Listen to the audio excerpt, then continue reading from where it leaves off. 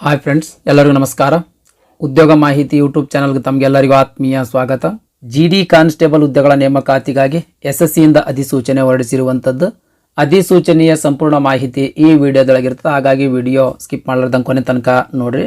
ಖಾಲಿ ಹುದ್ದೆಗಳ ವಿವರದ ಬಗ್ಗೆ ನೋಡೋದಾದ್ರೆ, ಪುರುಷ ಅಭ್ಯರ್ಥಿಗಳಿಗೆ 23,467 ಹುದ್ದೆಗಳು ಮೀಸಲಿರುವಂಥದ್ದು.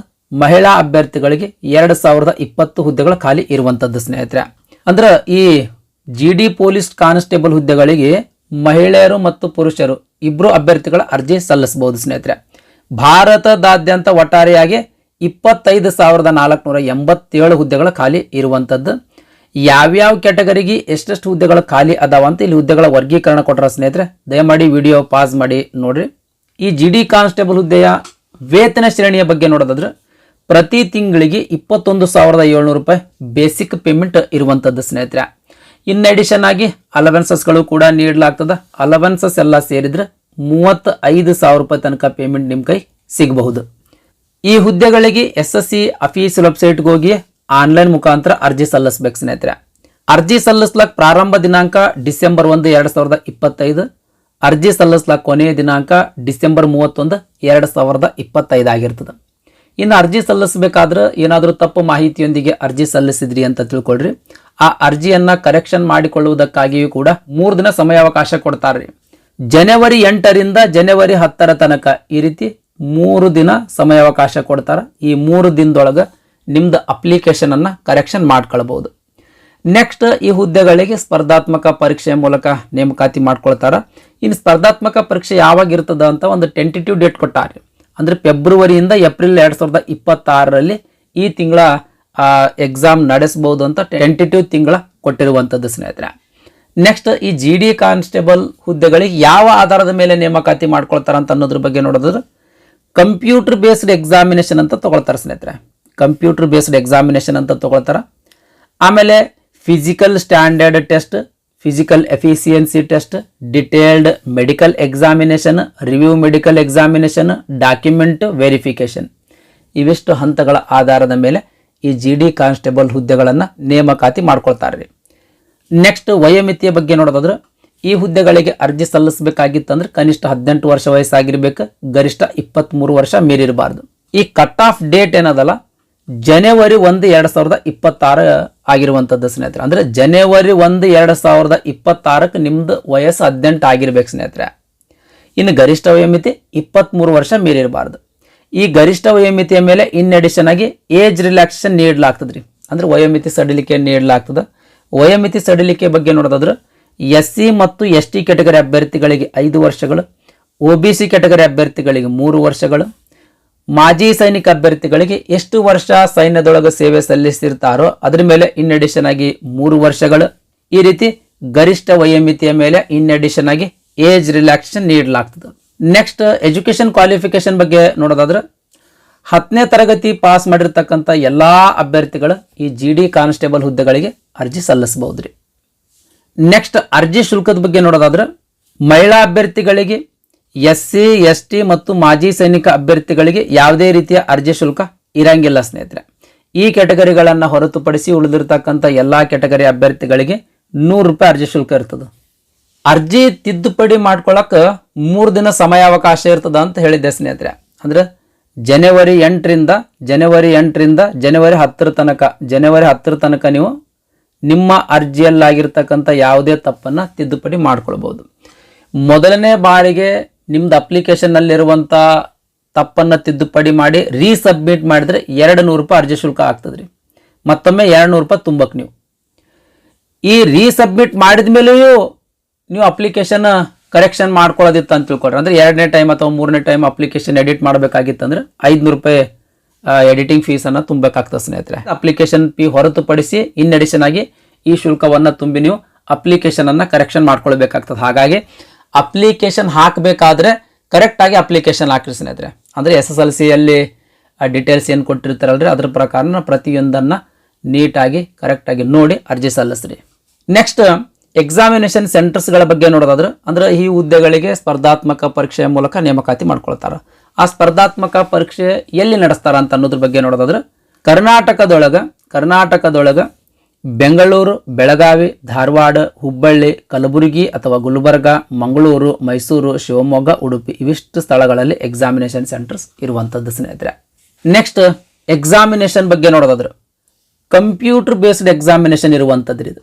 ಇಲ್ಲೇನು ಪೆನ್ ಪೇಪರ್ ಬಳಕೆಗೆ ಬರುವಂಗಿಲ್ಲ, ಕಂಪ್ಯೂಟರ್ನಲ್ಲೇ ಕ್ವಶನ್ಗಳು ಕಾಣ್ತಾವ, ಅಲ್ಲೇ ಟಿಕ್ ಮಾಡೋದು ಇರ್ತದೆ. ಓಕೆ ರೀ. ಒಟ್ಟು 80 ಕ್ವಶನ್ಗಳು ಇರ್ತಾವ್ರಿ ಈ ಎಕ್ಸಾಮ್ದೊಳಗೆ. 80 ಕ್ವಶನ್ಗಳು ಇರ್ತಾವ. ಪ್ರತಿ ಕ್ವಶನಿಗೆ 2 ಅಂಕ ಅಂತ ನಿಗದಿಪಡಿಸಲಾಗಿರ್ತದೆ. ಅಂದ್ರೆ 160 ಮಾರ್ಕ್ಸಿಂದ ಎಕ್ಸಾಮ್ ಸ್ನೇಹಿತರೆ. 80 × 2 160 ಮಾರ್ಕ್ಸಿಂದ ಎಕ್ಸಾಮ್. 60 ನಿಮಿಷ ಸಮಯಾವಕಾಶ ಅಂದ್ರೆ 1 ತಾಸು ಸಮಯಾವಕಾಶ ಇರ್ತದೆ. ಕ್ವಶನ್ ಪೇಪರನ್ನು 4 ಭಾಗಗಳಾಗಿ ವಿಂಗಡಿಸಲಾಗಿರ್ತದೆ. ಅಂದ್ರೆ 4 ವಿಷಯಗಳ ಮೇಲೆ ಪ್ರಶ್ನೆಗಳು ಕೇಳ್ತಾರೆ ಸ್ನೇಹಿತರೆ. ಜನರಲ್ ಇಂಟೆಲಿಜೆನ್ಸ್ ಆ್ಯಂಡ್ ರೀಸನಿಂಗಿಗೆ ಸಂಬಂಧಿಸಿದಂಗೆ 20 ಪ್ರಶ್ನೆಗಳು, ಅಂದ್ರೆ 4 ವಿಷಯಗಳ ಮೇಲೆ 20 ಪ್ರಶ್ನೆಗಳು ಕೇಳ್ತಾರೆ. ಆಮೇಲೆ general knowledge and general awareness, elementary mathematics, English or Hindi language, ಇವು 4 ಸಬ್ಜೆಕ್ಟ್ಗಳಿಗೆ ಸಂಬಂಧಿಸಿದಂಗೆ ಪ್ರತಿ ಸಬ್ಜೆಕ್ಟಿಂದ 20 ಕ್ವಶನ್ಗಳು ಕೇಳ್ತಾರೆ ಸ್ನೇಹಿತರೆ. 20 ಕ್ವಶನ್ ಅಂದ್ರೆ ಪ್ರತಿ ಪ್ರಶ್ನೆಗೆ 2 ಅಂಕ ನಿಗದಿಪಡಿಸಿರ್ತಾರೆ. ಅಂದ್ರೆ 40 ಮಾರ್ಕ್ಸಿನ ಪ್ರಶ್ನೆಗಳು ಕೇಳ್ತಾರೆ ಸ್ನೇಹಿತರೆ. ಓಕೆ ರೀ. ಎಕ್ಸಾಮ್ದೊಳಗೆ ಆಬ್ಜೆಕ್ಟಿವ್ ಮಲ್ಟಿಪಲ್ ಚಾಯ್ಸ್ ಟೈಪ್ ಕ್ವಶನ್ಸ್ಗಳು ಇರ್ತಾವ್ರಿ. ಡಿಸ್ಕ್ರಿಪ್ಟಿವ್ ಏನು ಇರಂಗಿಲ್ಲ. ಪ್ರತಿ ಪ್ರಶ್ನೆಗೆ 4 ಆಪ್ಷನ್ಸ್ಗಳಿರ್ತಾವೆ. ಅದರೊಳಗೆ ಒಂದು ಸರಿಯಾದ ಉತ್ತರ ಇರ್ತದೆ, ಆ ಉತ್ತರ ಟಿಕ್ ಮಾಡೋದಿರ್ತದೆ. ಈ ರೀತಿ ಉತ್ತರವನ್ನು ಟಿಕ್ ಮಾಡುವಂಥ ಪ್ರಶ್ನೆಗಳಿರ್ತಾವ್ರಿ. MCQ ಕ್ವಶನ್ಸ್ಗಳಿರ್ತಾವೆ. ಡಿಸ್ಕ್ರಿಪ್ಟಿವ್ ಬರೆಯುವಂಥ ಅವಶ್ಯಕತೆ ಇರಂಗಿಲ್ಲ. ಈ ಎಕ್ಸಾಮ್ ಏನದಲ್ಲ ಸ್ನೇಹಿತರೆ, ಇಂಗ್ಲೀಷ್, ಹಿಂದಿ ಆಮೇಲೆ 13 ರೀಜನಲ್ ಲ್ಯಾಂಗ್ವೇಜ್ದೊಳಗೆ ಇರ್ತಾವೆ. ಸಿಂಪಲ್ ಹೇಳೋದಾದ್ರೆ ಕನ್ನಡ ಭಾಷೆ ಒಳಗೆ ಎಕ್ಸಾಮಿನೇಷನ್ ಇರ್ತದೆ. ಓಕೆ ರೀ. ನೆಕ್ಸ್ಟ್ ನೆಗೆಟಿವ್ ವ್ಯಾಲ್ಯುವೇಷನ್ ಇರ್ತದೆ. ಮೋಸ್ಟ್ ಇಂಪಾರ್ಟೆಂಟ್ ಇದು. ನೆಗೆಟಿವ್ ವ್ಯಾಲ್ಯುವೇಷನ್ ಇರ್ತದೆ. ನೆಗೆಟಿವ್ ವ್ಯಾಲ್ಯುವೇಷನ್ ಅಂತಂದ್ರೆ ಏನ್ರಿ ನೋಡ್ರಿ, ಪ್ರತಿ ಸರಿ ಉತ್ತರಕ್ಕೆ 2 ಅಂಕ ನಿಮಗೆ ನೀಡ್ತಾರೆ.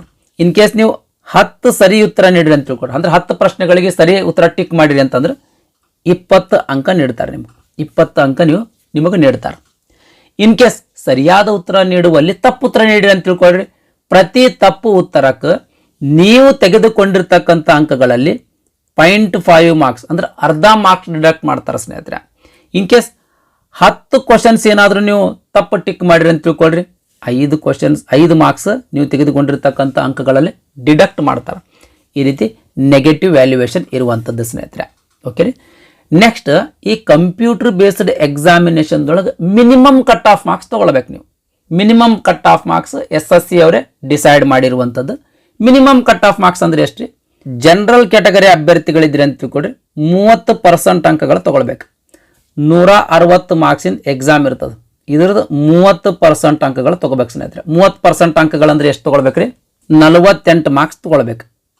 ಇನ್ನು OBC ಕ್ಯಾಟಗರಿ ಅಭ್ಯರ್ಥಿಗಳು ಆಮೇಲೆ EWS ಕ್ಯಾಟಗರಿಯ ಅಭ್ಯರ್ಥಿಗಳಿದ್ರೆ ಅಂತ ತಿಳ್ಕೊಳ್ರಿ 25% ಅಂಕಗಳು ನೀವು ತೊಗೊಳ್ಬೇಕು. ಅಂದ್ರೆ ಈ 160 ಮಾರ್ಕ್ಸಿಂದ 25% ಅಂಕಗಳ ಸ್ನೇಹಿತರೆ ಎಷ್ಟಾಗ್ತದ್ರಿ? 40 ಮಾರ್ಕ್ಸ್ ಮಿನಿಮಮ್ ತೊಗೊಳ್ಬೇಕು.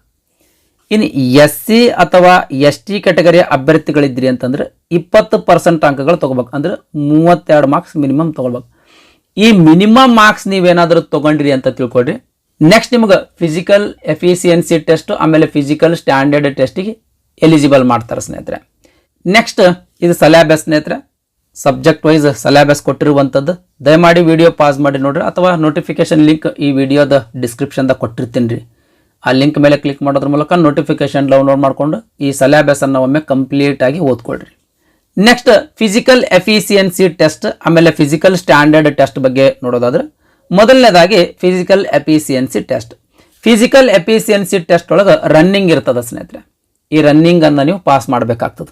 ಪುರುಷ ಅಭ್ಯರ್ಥಿಗಳಿಗೆ 5 ಕಿಲೋಮೀಟರ್ ರನ್ನಿಂಗ್ ಆಮೇಲೆ 1.6 ಕಿಲೋಮೀಟರ್ ರನ್ನಿಂಗ್ 1.6 ಕಿಲೋಮೀಟರ್ ರನ್ನಿಂಗ್ ಇರ್ತದೆ. ಈ 5 ಕಿಲೋಮೀಟರ್ ರನ್ನಿಂಗ್ 24 ನಿಮಿಷದೊಳಗೆ ಕಂಪ್ಲೀಟ್ ಮಾಡಬೇಕು. 1.6 ಕಿಲೋಮೀಟರ್ ರನ್ನಿಂಗ್ ಅನ್ನು 7 ನಿಮಿಷದೊಳಗೆ ಕಂಪ್ಲೀಟ್ ಮಾಡ್ಬೇಕು ಸ್ನೇಹಿತರೆ. ಅಂದ್ರೆ ಮಾತ್ರ ನೀವು ಫಿಸಿಕಲ್ ಎಫಿಷಿಯನ್ಸಿ ಟೆಸ್ಟ್ ಪಾಸ್ ಆದಂಗೆ. ಇನ್ನು ಮಹಿಳಾ ಅಭ್ಯರ್ಥಿಗಳಿಗೆ 1.6 ಕಿಲೋಮೀಟರ್ ರನ್ನಿಂಗ್ ಇರ್ತದೆ, 800 ಮೀಟರ್ ರನ್ನಿಂಗ್ ಇರ್ತದೆ. ಈ 1.6 ಕಿಲೋಮೀಟರ್ ರನ್ನಿಂಗ್ ಅನ್ನ 8.5 ನಿಮಿಷದೊಳಗೆ ಕಂಪ್ಲೀಟ್ ಮಾಡಬೇಕು. 800 ಮೀಟರ್ ರನ್ನಿಂಗ್ ಅನ್ನ 5 ನಿಮಿಷದೊಳಗೆ ಕಂಪ್ಲೀಟ್ ಮಾಡ್ಬೇಕು ಸ್ನೇಹಿತರೆ. ಓಕೆ ರೀ. ಅಂದ್ರೆ ನೀವು ಫಿಸಿಕಲ್ ಎಫಿಷಿಯನ್ಸಿ ಟೆಸ್ಟ್ ಪಾಸ್ ಆದಂಗೆ. ಫಿಸಿಕಲ್ ಎಫಿಷಿಯನ್ಸಿ ಟೆಸ್ಟ್ ಪಾಸ್ ಆದಮೇಲೆ ಫಿಸಿಕಲ್ ಸ್ಟ್ಯಾಂಡರ್ಡ್ ಟೆಸ್ಟ್ಗೆ ಎಲಿಜಿಬಲ್ ಮಾಡ್ತಾರೆ. ಫಿಸಿಕಲ್ ಸ್ಟ್ಯಾಂಡರ್ಡ್ ಟೆಸ್ಟ್ ಬಗ್ಗೆ ನೋಡೋದಾದ್ರೆ, ಪುರುಷ ಅಭ್ಯರ್ಥಿಗಳದ್ದು ಹೈಟ್ 170 ಸೆಂಟಿಮೀಟರ್ ಇರಬೇಕು. ಇನ್ನು ಮಹಿಳಾ ಅಭ್ಯರ್ಥಿಗಳದ ಹೈಟ್ 157 ಸೆಂಟಿಮೀಟರ್ ಇರಬೇಕು. ಈ ಏನು ಹೈಟ್ ಮೆನ್ಷನ್ ಮಾಡಿರಲ್ರಿ, ಇದು ಮಿನಿಮಮ್ ಹೈಟ್ ರೀ, ಇಷ್ಟು ಇರಲೇಬೇಕು. ಇಷ್ಟಿದ್ರೆ ಮಾತ್ರ ನೀವು ಅರ್ಜಿ ಸಲ್ಲಿಸ್ರಿ, ಇಲ್ಲಾಂದ್ರೆ ಅರ್ಜಿ ಸಲ್ಲಿಸಕ್ಕೆ ಹೋಗ್ಬೇಡ್ರಿ. In case S T category ಅಭ್ಯರ್ಥಿಗಳಿದ್ರಿ ಅಂತ ತಿಳ್ಕೊಡ್ರಿ. ಎಸ್ ಟಿ ಕ್ಯಾಟಗರಿ ಅಭ್ಯರ್ಥಿಗಳಿದ್ರ ಪುರುಷ ಅಭ್ಯರ್ಥಿಗಳಿಗೆ 162.5 ಸೆಂಟಿಮೀಟರ್ ಎತ್ತರ, ಮಹಿಳಾ ಅಭ್ಯರ್ಥಿಗಳದ 150 ಸೆಂಟಿಮೀಟರ್ ಎತ್ತರ. ನೆಕ್ಸ್ಟ್ ಇನ್ನು ಚೆಸ್ಟ್ ಬಗ್ಗೆ ನೋಡೋದಾದ್ರೆ ಇದು ಕೇವಲ ಪುರುಷ ಅಭ್ಯರ್ಥಿಗಳಿಗೆ ಮಾತ್ರ ನೋಡ್ತಾರೆ. ಚೆಸ್ಟ್ ಏನದಲ್ರಿ ಅನ್ಎಕ್ಸ್ಪ್ಯಾಂಡೆಡ್ 80 ಸೆಂಟಿಮೀಟರ್ ಇರಬೇಕು. ಅಂದ್ರೆ ಎದೆ ವಿಸ್ತರಣೆ ಮಾಡದೇನೆ ನಿಮ್ದು ಎದೆ ಸುತ್ತಳತೆ 80 ಸೆಂಟಿಮೀಟರ್ ಇರಬೇಕು. ಎದೆ ಹಿಗ್ಗಿಸಿದಾಗ 5 ಸೆಂಟಿಮೀಟರ್ ಎಕ್ಸ್ಪಾನ್ಷನ್ ಆಗಂಗಿರಬೇಕು. ಈ ಎತ್ತರ ಹೈಟ್ ಮತ್ತು ಚೆಸ್ಟ್ನಾಗ ಪಾಸ್ ಆದಿರಿ ಅಂತಂದ್ರೆ ನೀವು ಫಿಸಿಕಲ್ ಸ್ಟ್ಯಾಂಡರ್ಡ್ ಟೆಸ್ಟ್ ಪಾಸ್ ಆದಂಗೆ ಸ್ನೇಹಿತರೆ.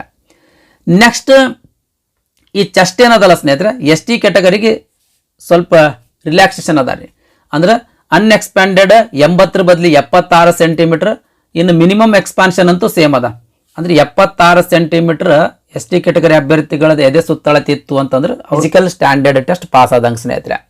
ಮಹಿಳಾ ಅಭ್ಯರ್ಥಿಗಳಿಗೆ ಚೆಸ್ಟ್ ಮೆಜರ್ಮೆಂಟ್ ಇರಂಗಿಲ್ರಿ, ಅವ್ರದ್ದು ವೇಟ್ ನೋಡ್ತಾರೆ. ಅವ್ರಿಗೆ ಹೈಟಿಗೆ ತಕ್ಕಷ್ಟು ವೇಟ್ ಇರಬೇಕು ಸ್ನೇಹಿತರೆ.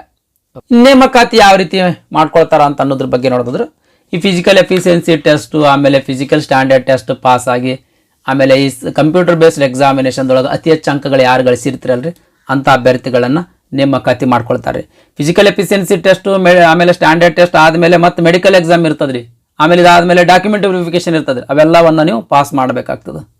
Next procedure for filling in online application form. G D ಕಾನ್ಸ್ಟೇಬಲ್ದ ಅಪ್ಲಿಕೇಶನ್ ಫಾರ್ಮ್ ಯಾವ ರೀತಿ ಹಾಕಬೇಕು ಅಂತ ಪ್ರೊಸೀಜರ್ ಕೊಟ್ಟರೆ ಸ್ನೇಹಿತರೆ, ಕಂಪ್ಲೀಟ್ ಗೈಡ್ಲೈನ್ಸ್ ಕೊಟ್ಟಾರ. ನೋಟಿಫಿಕೇಶನ್ ಲಿಂಕ್ ಈ ವಿಡಿಯೋದ ಡಿಸ್ಕ್ರಿಪ್ಷನ್ದಾಗ ಕೊಟ್ಟಿರ್ತೀನಿ. ಆ ಲಿಂಕ್ ಮೇಲೆ ಕ್ಲಿಕ್ ಮಾಡೋದ್ರ ಮೂಲಕ ನೋಟಿಫಿಕೇಶನ್ ಡೌನ್ಲೋಡ್ ಮಾಡ್ಕೊಳ್ರಿ. ಡೌನ್ಲೋಡ್ ಮಾಡಿಕೊಂಡು ಈ ಆನ್ಲೈನ್ ಅಪ್ಲಿಕೇಶನ್ ಪ್ರೊಸೀಜರ್ ಏನು ಕೊಟ್ಟರಲ್ರಿ ಅದನ್ನು ಒಮ್ಮೆ ಕಂಪ್ಲೀಟ್ ಆಗಿ ಓದಿ ತದನಂತರ ಅರ್ಜಿ ಸಲ್ಲಿಸ್ರಿ. ಇದಿಷ್ಟು ಜಿ ಡಿ ಕಾನ್ಸ್ಟೇಬಲ್ ಹುದ್ದೆಗಳ ನೇಮಕಾತಿಗಾಗಿ SSCಯಿಂದ ಹೊರಡಿಸಿರ್ತಕ್ಕಂಥ ಅಧಿಸೂಚನೆಯ ಸಂಪೂರ್ಣ ಮಾಹಿತಿಯಾಗಿತ್ತು. ಈ ವಿಡಿಯೋ ನಿಮಗೆ ಇಷ್ಟ ಆಗಿತ್ತು ಅಂದರೆ ದಯಮಾಡಿ ಲೈಕ್ ಬಟನ್ ಮೇಲೆ ಪ್ರೆಸ್ ಮಾಡಿರಿ. ಅದೇ ರೀತಿ ನಿಮ್ಮ ಫ್ರೆಂಡ್ಸರಿಗೂ ಕೂಡ ಶೇರ್ ಮಾಡಿರಿ ಅಂತ ವಿನಂತಿಸಿಕೊಳ್ಳುತ್ತಾ ಇವತ್ತಿನ ವಿಡಿಯೋ ಮುಗಿಸ್ತಾ ಇದ್ದೀನಿ. ಧನ್ಯವಾದಗಳು.